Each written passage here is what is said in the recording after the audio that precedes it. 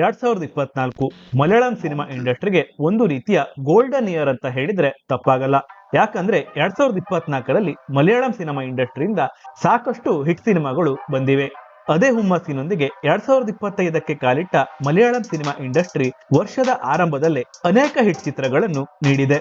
ಅದರಲ್ಲಿ ನಾವು ಇವತ್ತು ರಿವ್ಯೂ ಮಾಡ್ತಿರೋ ಸಿನಿಮಾ ಕೂಡ ಒಂದು. ಅದೇ ರೇಖಾಚಿತ್ರಂ. ಕಳೆದ ಜನವರಿ 9ರಂದು ಮಲಯಾಳಂನಲ್ಲಿ ಕೇವಲ 9 ಕೋಟಿ ಬಜೆಟ್ನಲ್ಲಿ ನಿರ್ಮಾಣವಾಗಿದ್ದ ಈ ಚಿತ್ರ ಬಾಕ್ಸ್ ಆಫೀಸ್ನಲ್ಲಿ ಬರೋಬ್ಬರಿ 75 ಕೋಟಿಗೂ ಅಧಿಕ ಕಲೆಕ್ಷನ್ ಮಾಡುವುದರ ಮೂಲಕ ಸೆನ್ಸೇಷನಲ್ ಹಿಟ್ ಆಗಿತ್ತು. ಇದೀಗ ಈ ಸಿನಿಮಾ OTTಯಲ್ಲಿ ನಮ್ಮ ಕನ್ನಡ ಭಾಷೆಯಲ್ಲೂ ಕೂಡ ರಿಲೀಸ್ ಆಗಿದೆ. ಸಿನಿಮಾ ನೋಡಿದ್ದ ನಮಗೆ ಏನನ್ನಿಸ್ತು ಅನ್ನೋದನ್ನ ಇವತ್ತಿನ ಈ ವಿಡಿಯೋದಲ್ಲಿ ಡೀಟೇಲ್ ಆಗಿ ನೋಡೋಣ ಬನ್ನಿ.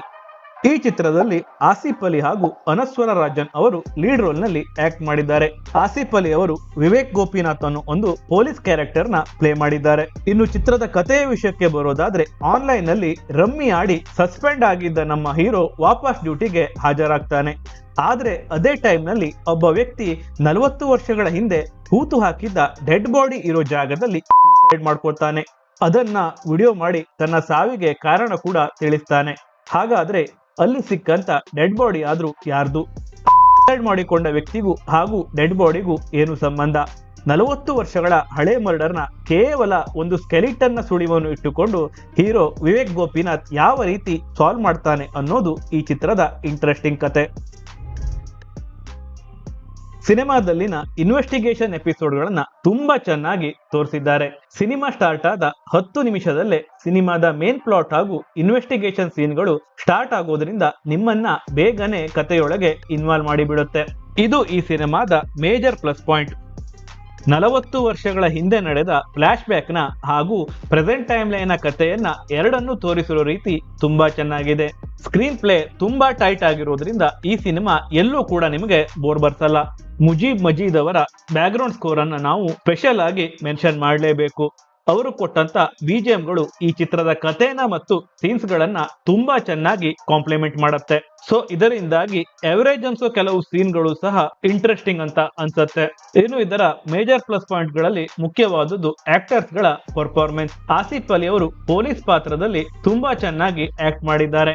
ಇನ್ಫ್ಯಾಕ್ಟ್ ಹೇಳ್ಬೇಕು ಅಂತ ಹೇಳಿದ್ರೆ ಪೊಲೀಸ್ ಆಫೀಸರ್ ರೋಲ್ಗೆ ಅವರು ತುಂಬಾ ಚೆನ್ನಾಗಿ ಸೂಟ್ ಆಗ್ತಾರೆ ಅಂತಾನೆ ಹೇಳ್ತೀನಿ. ಇನ್ನು ಅನಸ್ವರ್ ರಾಜನ್ ಅವರು ಅವರ ಹಿಂದಿನ ಸಿನಿಮಾಗಳಿಗಿಂತ ಈ ಚಿತ್ರದಲ್ಲಿನ ಅವರ ಅಭಿನಯ ತುಂಬಾ ಚೆನ್ನಾಗಿತ್ತು.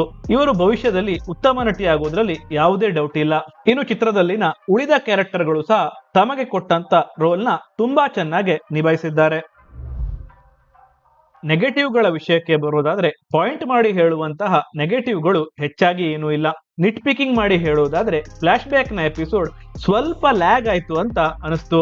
ಅದನ್ನು ಬಿಟ್ರೆ ನೀವೇನಾದ್ರೂ ಇನ್ವೆಸ್ಟಿಗೇಷನ್ ಮೂವೀಸ್ ಗಳನ್ನ ತುಂಬಾನೇ ನೋಡಿದ್ರೆ ಇದರಲ್ಲಿನ ಕೆಲವೊಂದು ಸೀನ್ ಗಳನ್ನ ನೀವು ಮೊದಲೇ ಗೆಸ್ ಮಾಡಬಹುದು. ಅದೇನೇ ಇದ್ರೂ ಇದರಲ್ಲಿನ ಇನ್ವೆಸ್ಟಿಗೇಷನ್ ಸೀನ್ಗಳು ನಿಮ್ಮನ್ನ ವಾಪಸ್ ಸ್ಟೋರಿಯಲ್ಲಿ ಹಿಡಿದು ಕೂರಿಸುತ್ತೆ. ಓವರ್ ಆಲ್ ಆಗಿ ಹೇಳೋದಾದ್ರೆ ಇದೊಂದು ಒಳ್ಳೆ ಇನ್ವೆಸ್ಟಿಗೇಷನ್ ಥ್ರಿಲ್ಲರ್ ಮೂವಿ. 2 ಗಂಟೆ ಸಮಯ ಕೊಟ್ಟು ಸಿನಿಮಾ ನೋಡೋ ಪ್ರೇಕ್ಷಕನಿಗೆ ಯಾವುದೇ ಮೋಸ ಇಲ್ಲ. ಈ ಸಿನಿಮಾಗೆ ನಾನು ಕೊಡೋ rating 4.25 star out of 5 star. ನೀವೇನಾದ್ರೂ ಈ ಸಿನಿಮಾನ ನೋಡಿಲ್ಲ ಅಂತ ಅಂದ್ರೆ ಸೋನಿ ಲಿವ್ ಆಪ್ ನಲ್ಲಿ ಕನ್ನಡ ಭಾಷೆಯಲ್ಲೂ ಕೂಡ ಸಿಗತ್ತೆ, ಮಿಸ್ ಮಾಡದೆ ನೋಡಿ. ಇನ್ನು ನನ್ನ ರಿವ್ಯೂ ಇಷ್ಟ ಆಗಿದ್ರೆ ಈ ವಿಡಿಯೋನ ಲೈಕ್ ಮಾಡಿ ಹಾಗೂ ಮೂವೀಸ್ ಗಳನ್ನ ನೋಡುವಂತ ನಿಮ್ಮ ಸ್ನೇಹಿತನಿಗೆ ಈ ವಿಡಿಯೋನ ಶೇರ್ ಮಾಡಿ. ನೀವೇನಾದ್ರೂ ನನ್ನ ಚಾನಲ್ಗೆ ಹೊಸಬರಾಗಿದ್ರೆ ದಯವಿಟ್ಟು ಸಿನಿಮಾ ಗುರು ಯೂಟ್ಯೂಬ್ ಚಾನಲ್ಗೆ ಸಬ್ಸ್ಕ್ರೈಬ್ ಮಾಡಿ. ಮುಂದಿನ ವಿಡಿಯೋದಲ್ಲಿ ಮತ್ತೆ ಸಿಗೋಣ. ಟೇಕ್ ಕೇರ್, ಬಾಯ್.